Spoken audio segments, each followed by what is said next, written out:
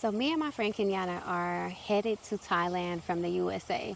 And when I travel, I like to be comfortable. I like to make sure I'm honoring my body. So this video is giving you some pro tips on how you can travel long distances and making sure that you're honoring your body during the journey.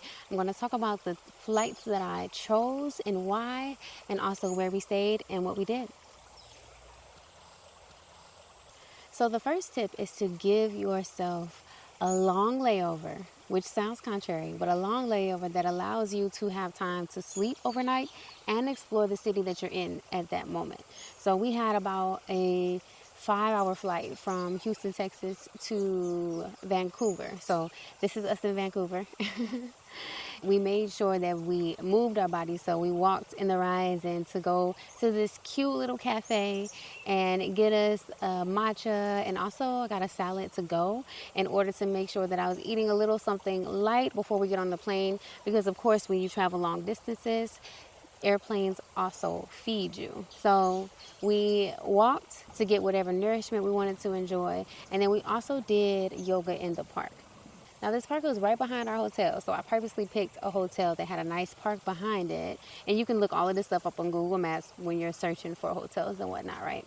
I always pick a hotel that has an airport shuttle, because that's always the easiest, and you don't have to worry about whether you have a connection in that country or whatever. You already know you're able to get back and forth to the hotel easy. And the yoga flow that we did is a full body flow, and it is available now on my YouTube channel, Flowing with Fluid. So go ahead and check that out. It'll be linked below and at the end of this video if you would like a full body yoga flow. Now this park had a lot of bird poop. It had a lot of geese poop. And that's not something that you can look up all the time on Google. Sometimes there might be a review about it, but not always, right? So you always have to be flexible. So this is a full standing flow, because we were not about to be sitting down or laying down or doing any of that in this park particularly.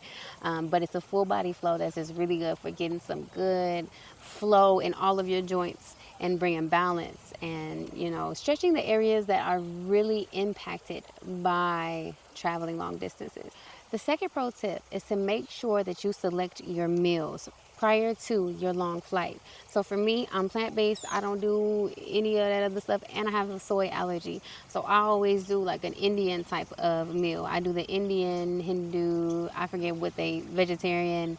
I forget the exact words for it, but you can read the descriptions. If you're kosher, if you're halal, you can request those things, right? And that makes a difference on what you're going to eat and how you're going to nourish yourself while you're in these long flights. Now, when a flight is longer than a certain amount of hours, that's when they have to feed you. So you're going to be getting food while you're on the plane. They feed you like almost immediately. Once you get in the air, they bringing out drinks and they bringing out your first meal, right? So don't eat right before your flight.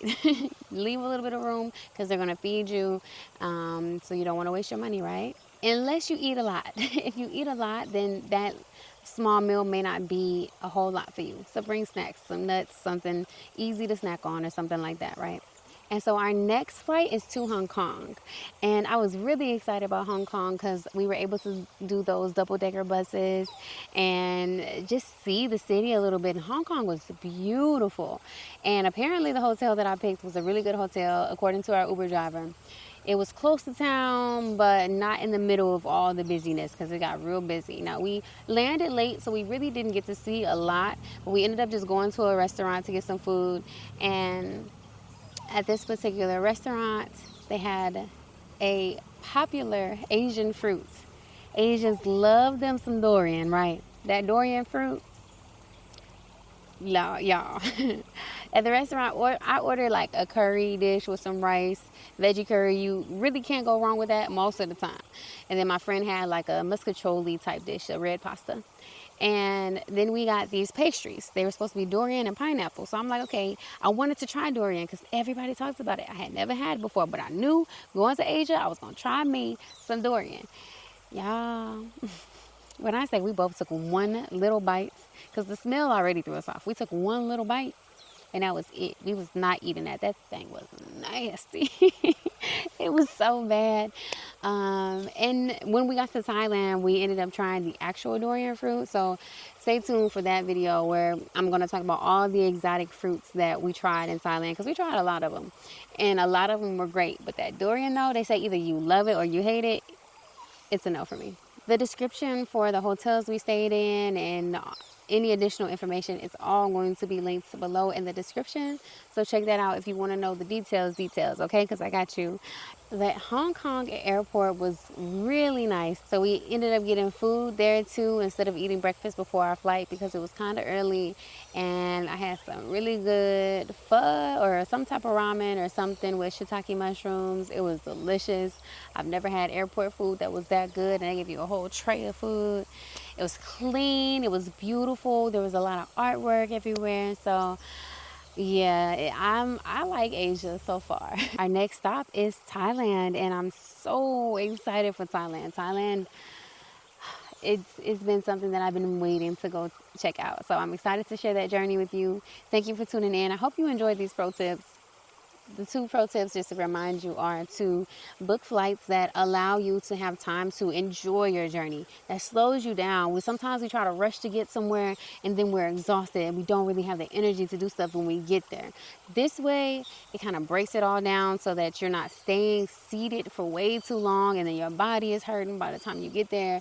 You know, doing a long layover that you would sleep in a bed and get active the next day before you take your other long flights make a really big difference. So I hope you enjoyed these pro tips and order your food ahead of time, at least 2 weeks. That's the part I left out. At least 2 weeks before your flight, you want to make sure that you are selecting your meal, right? So yes, I hope that you enjoyed these pro tips and that you utilize them. Let me know if this is stuff that you already do. I know I do. So yes, that's it for today. I hope that y'all enjoy the rest of your day, the rest of your evening, wherever you're at, whatever time it is. And I will see y'all next time on Flowing with Fluid. Peace.